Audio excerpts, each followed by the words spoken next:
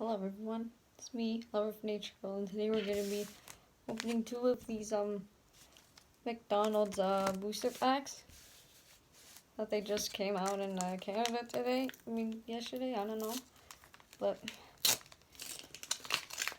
we're just gonna see what we get here. I think it's 1 to the back, I'm pretty sure. There's only 4. A Bulbasaur, a Chespin, a Turtwig, and a holographic Trico, a full grass pack. Cool. And then for the next one, which is the last one.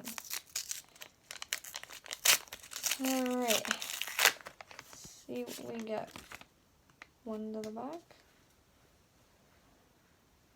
Charmander, Tepig, Torchic, and a holographic Tepig. We got a full grass pack and a full fire pack. That's cool.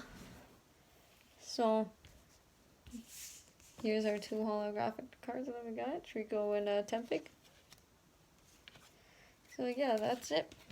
If you guys like this video, like, subscribe, and comment if you want to. And enjoy the rest of your day, and